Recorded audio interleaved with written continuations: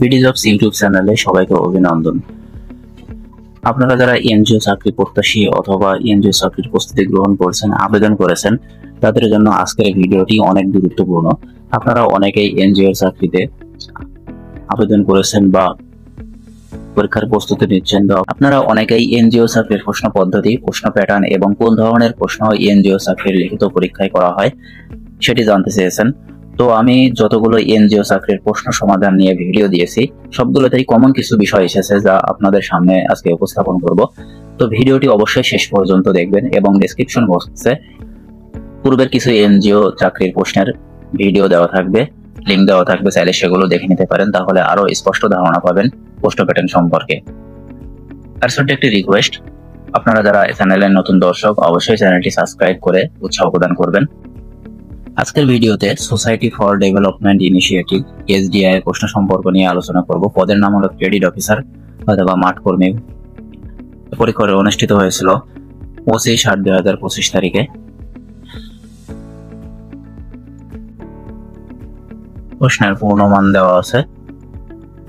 প্রথমে 1 নম্বরে যে প্রশ্ন, দল বা সমিতি কাকে বলে? একটি ভালো দলের 5টি বৈশিষ্ট্য লিখুন। প্রশ্নের মার্ক হলো 5। এবং 2 নম্বরে রয়েছে সঞ্চয় বলতে কি বোঝো? এসডিআই এর সঞ্চয় প্রোডাক্ট কয়টি উল্লেখ করুন। 3 নম্বরে হলো বাজেট কাকে বলে? একটি প্রতিষ্ঠানের বাজেট গুরুত্ব লিখুন। 4 নম্বর হলো উন্নয়ন কর্মীর 5টি বৈশিষ্ট্য লিখুন। মানবিক মূল্যবোধ কি? এই যে 4টি প্রশ্ন দেওয়া আছে, 4টি প্রশ্ন হচ্ছে রচনামূলক। প্রত্যেকটি প্রশ্নের মার্ক হলো 5 করে। একটু দেখে শুনে পয়েন্ট আকারে লিখলে পারে আপনারা ভালো ফুল মার্ক পাবেন। 5 নম্বরে অঙ্ক দেওয়া হয়েছে। 6 নম্বরে সুদের উপরে অঙ্ক দেওয়া হয়েছে। 7 নম্বরে একটি বীজগণিত থেকে অঙ্ক দেওয়া হয়েছে। তো প্রত্যেকটি প্রশ্নের উত্তর আমি সমাধান করে দিচ্ছি। প্রথমে 1 নম্বরে দল বা সমিতি কাকে বলে? একটি ভালো দলের 5টি বৈশিষ্ট্য লিখুন। একটি ভালো দলের 5টি বৈশিষ্ট্য হলো স্পষ্ট লক্ষ্য, পারস্পরিক বিশ্বাস ও শ্রদ্ধা, খোলামেলা যোগাযোগ, সুস্পষ্ট ভূমিকা, পরস্পরকে সহযোগিতা করা হয়। 5টি পয়েন্ট লিখতে পারেন। 2 নম্বরে হলো সঞ্চয় বলতে কি বোঝো? এসডিআই এর সঞ্চয় প্রোডাক্ট কয়টি উল্লেখ করুন। সঞ্চয় হলো আয় করার পরে সেই আয়ের যে অংশটি তাৎক্ষণিক বা বর্তমান প্রয়োজনে খরচ না করে ভবিষ্যতের জন্য রাখা হয়। এটি একটি গুরুত্বপূর্ণ আর্থিক অভ্যাস যা ভবিষ্যতের প্রয়োজন মেটাতে, অপ্রত্যাশিত পরিস্থিতি মোকাবেলা করতে এবং আর্থিক নিরাপত্তা নিশ্চিত করতে সাহায্য করে। এটাই হচ্ছে সঞ্চয়। তো সঞ্চয় প্রোডাক্ট হলো বাংলাদেশের জাতীয় সঞ্চয় অধিদপ্তরের অধীনে চালু থাকা কয়েকটি সঞ্চয় প্রোডাক্ট হলো পরিবার সঞ্চয়পত্র, 5 বছর মেয়াদী সঞ্চয়পত্র, 3 মাস অন্তর মুনাফা ভিত্তিক সঞ্চয়পত্র এবং পেনশনার সঞ্চয়পত্র। একটি সঞ্চয় প্রোডাক্ট বর্তমানে বাংলাদেশ সরকারের অধীনে, জাতীয় অধীনে চালু আছে। আপনারা এইভাবে প্রশ্নটির উত্তর লিখতে পারেন। এরপরে 3 নম্বর প্রশ্ন হলো বাজেট কাকে বলে? একটি প্রতিষ্ঠানের বাজেটের গুরুত্ব লিখুন। তো প্রশ্নের মার্ক হলো 5। বাজেট হলো ভবিষ্যতের জন্য আয়ের ও ব্যয়ের একটি পূর্ব নির্ধারিত পরিকল্পনা। তো বাজেটের হচ্ছে 5টি গুরুত্ব। একটি প্রতিষ্ঠানে বাজেটের গুরুত্ব: পরিকল্পনা ও নিয়ন্ত্রণ করা হয়, লক্ষ্য নির্ধারণ করে বাজেটের মাধ্যমে সিদ্ধান্ত গ্রহণ করা হয়, সম্পদের সঠিক ব্যবহার করা হয় এবং সমন্বয় সাধন করা হয় বাজেটের মাধ্যমে। এরপরে 4 নম্বর হলো উন্নয়ন কর্মীর 5টি বৈশিষ্ট্য লিখুন। মানবিক মূল্যবোধ কি? প্রশ্নগুলো হলো রচনামূলক প্রশ্ন। উন্নয়ন কর্মীর 5টি বৈশিষ্ট্য হলো উদ্যোগী ও সৃজনশীল। 2 নম্বর যোগাযোগ দক্ষতা, সহানুভূতি, ধৈর্য ও সহনশীলতা, নৈতিকতা ও সততা। মানবিক মূল্যবোধ হলো সেই নৈতিক গুণাবলী ও আদর্শ যা মানবতাকে সংজ্ঞায়িত করে। এর মধ্যে সততা, সহানুভূতি, দয়া, সম্মান, ন্যায়পরায়ণতা এবং অন্যকে সাহায্য করার মানসিকতা অন্তর্ভুক্ত। এরপরে 5 নম্বরে গণিত বিষয় থেকে একটি প্রশ্ন করা হয়েছে, পাটিগণিত থেকে। 4 জন লোক যে কাজটি দৈনিক 10 ঘন্টা পরিশ্রম করে 15 দিনে সম্পূর্ণ করতে পারে, সে কাজটি দৈনিক 4 ঘন্টা পরিশ্রম করে 10 দিনে সম্পূর্ণ করতে হলে কতজন অতিরিক্ত লোকের দরকার হবে? তাহলে সমাধান হলো, কাজটি সম্পূর্ণ করতে মোট জন বা ঘন্টা হিসাব বের করতে হবে প্রথমে। তাহলে প্রথম ক্ষেত্রে 4 জন লোক এবং 10 ঘন্টা কাজ করে যেহেতু দিনে এবং 15 দিন, তাহলে 4, 10 এবং 15 সমান 600 জন বাই ঘন্টা হচ্ছে কাজ করে।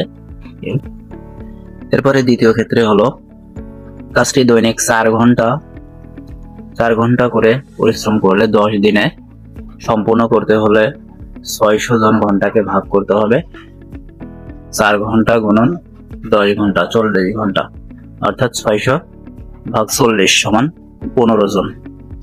যেহেতু 4 জন লোক প্রথমেই কাজ করতেছিল, তাহলে অতিরিক্ত লোক লাগবে 15 বিয়োগ 4 সমান 11, অর্থাৎ অতিরিক্ত 11 জন লোকের দরকার হবে। এরপরে 6 নম্বরে সুদ কষা থেকে একটি অঙ্ক দেওয়া হয়েছে। সুদের হার 12% হলে 50,000 টাকার 6 মাসের সুদ কত হবে? প্রথমে সুদ গণনা করতে এই সূত্রটি ব্যবহার করতে হবে। সুদ সমান মূল টাকা গুণন সুদের হার গুণন সময় ডিভাইডেড 100, অর্থাৎ মূল টাকা এখানে P সমান 50,000 টাকা, সুদের হার R সমান 12%, সময় T সমান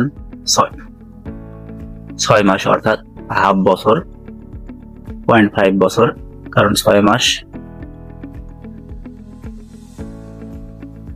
তাহলে এখানে মান বসিয়ে দিলে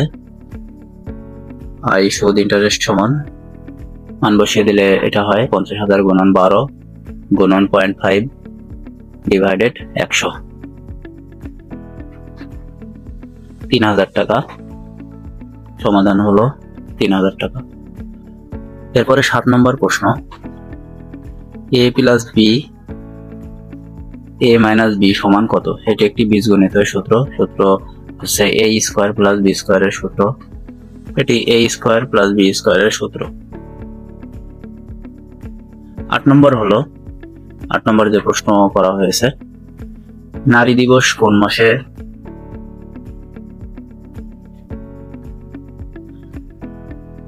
আট নম্বরে 5টি প্রশ্ন দেওয়া হয়েছে। 5টি প্রশ্নের মার্ক হচ্ছে 2 করে, 5 × 10। ক নম্বর, নারী দিবস কোন মাসে করা হয়? 8 মার্চ নারী দিবস। খ নম্বরে BGMEA এর প্রথম নারী প্রেসিডেন্টের নাম কি? BGM এর প্রথম নারী প্রেসিডেন্টের নাম হলো রুবানা হক, আনিসুল হকের স্ত্রী।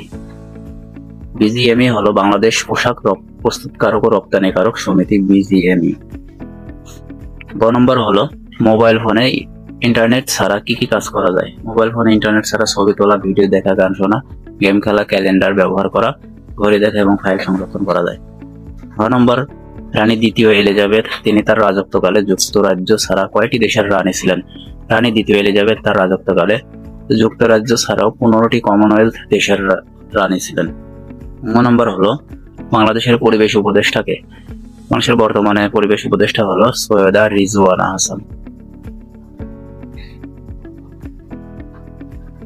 9 নম্বর হলো অডিট বলতে কি বুঝেন? অডিট কত প্রকার ও কি কি? অডিট হলো একটি প্রতিষ্ঠানের আর্থিক হিসাব, রেকর্ড এবং কার্য প্রক্রিয়া যাচাই ও নিরীক্ষা পদ্ধতি। এর মূল উদ্দেশ্য হলো আর্থিক প্রতিবেদনের স্বচ্ছতা এবং নির্ভরযোগ্যতা নিশ্চিত করা। অডিটের মাধ্যমে কোনো আর্থিক অনিয়ম, ভুল বা জালিয়াতি হয়েছে কিনা তা বের করা হয়। অডিট হচ্ছে 3 প্রকার। 1 নম্বর হলো বাহ্যিক অডিট, 2 নম্বর হলো অভ্যন্তরীণ অডিট এবং 3 নম্বর হলো সরকারি অডিট। 10 নম্বরে যে প্রশ্ন করা হয়েছে, জলবায়ু পরিবর্তন বলতে কি বুঝেন? জলবায়ু পরিবর্তনের প্রধান কারণগুলো উল্লেখ করো। জলবায়ু পরিবর্তন বলতে পৃথিবীর দীর্ঘমেয়াদী আবহাওয়ার ধরনের বড় ধরনের পরিবর্তনকে বোঝায়। এর ফলে পৃথিবীর তাপমাত্রা বৃদ্ধি পায়, বৃষ্টিপাতের ধরন বদলে যায় এবং প্রাকৃতিক দুর্যোগের যেমন বন্যা, খরা, ঘূর্ণিঝড় পরিমাণ ও তীব্রতা বাড়ে। জলবায়ু পরিবর্তনের প্রধান কারণগুলো হলো জীবাশ্ম জ্বালানি পোড়ানো, বনাঞ্চল ধ্বংস করা, শিল্পায়ন ও নগরায়ন, ওজোন স্তরের ক্ষতি, প্রাকৃতিক কারণ। এগুলো কারণে জলবায়ুর পরিবর্তন ঘটে। তো প্রশ্নগুলোর বিস্তারিত আপনারা দেখে নেবেন। ভিডিও লং হয়ে যাবে জন্য বিস্তারিত বলতেছি না, আপনারা দেখে নিতে পারেন। এরপরে 11 নম্বরে যে প্রশ্ন করা হয়েছে, বাংলা থেকে ইংরেজিতে অনুবাদ করুন। আমি আগামীকাল ঢাকা যাব। I will go to Dhaka tomorrow.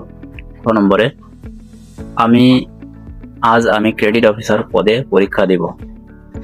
Today I will take the exam for the post of credit officer. গ নম্বরে যে প্রশ্ন হয়েছে, দ্রব্যমূল্য প্রতিদিন বৃদ্ধি পাচ্ছে। The price of goods increasing everyday. ঘ নম্বরে হলো, তিনি একজন মুক্তিযোদ্ধা। Is he a freedom fighter. গ নম্বরে হলো, আমাকে একটি কলম দিন। Give me a pen. এরপরে 12 নম্বরে যে প্রশ্ন দেওয়া হয়েছে, সংক্ষিপ্ত প্রশ্ন, বাংলাদেশের প্রধান বিচারপতির নাম কি? বাংলাদেশের বর্তমান প্রধান বিচারপতির নাম হলো সৈয়দ মাহমুদ হোসেন। ক নম্বরে হলো, বাংলাদেশের শীতলতম স্থান কোনটি? বাংলাদেশের শীতলতম স্থান হলো শ্রীমঙ্গল, যা মৌলভীবাজার জেলায় অবস্থিত। ক নম্বর হলো, মুক্তিযুদ্ধকালীন সময়ে বাংলাদেশকে কয়টি সেক্টরে ভাগ করা হয়? মুক্তিযুদ্ধকালীন সময়ে বাংলাদেশকে 11টি সেক্টরে ভাগ করা হয়। ক নম্বর হলো, বাংলাদেশের বর্তমান স্বাস্থ্য উপদেষ্টার নাম কি? বাংলাদেশের বর্তমান অন্তর্বর্তীকালীন স্বাস্থ্য উপদেষ্টার নাম হলো ডক্টর মোস্তফা জালাল মহিউদ্দিন। গ নম্বর হলো, বাংলাদেশের সবচেয়ে বড় রেল সেতু কোনটি? বাংলাদেশের সবচেয়ে বড় রেল সেতু হলো বঙ্গবন্ধু রেলওয়ে সেতু, যা যমুনা নদীর উপর নির্মিত। তো এই ছিল আজকের মতো এনজিও চাকরির প্রশ্ন সমাধান। আপনারা যদি উদ্দীপন, টিএমএসএস, দুস্থ কল্যাণ স্বাস্থ্য সংস্থা এবং অন্যান্য চাকরির প্রশ্নের সমাধান দেখতে চান, তাহলে আপনাদের জন্য ভিডিও ডেসক্রিপশন বক্সে ভিডিওর লিঙ্ক দেওয়া আছে, দেখে নিতে পারেন। এবং এই ভিডিওর মাধ্যমে যদি আপনারা একটু উপকার হয়ে থাকে, তাহলে চ্যানেলটি সাবস্ক্রাইব করবেন এবং কোন বিষয় নিয়ে ভিডিও চান কমেন্টসে জানাবেন। ধন্যবাদ।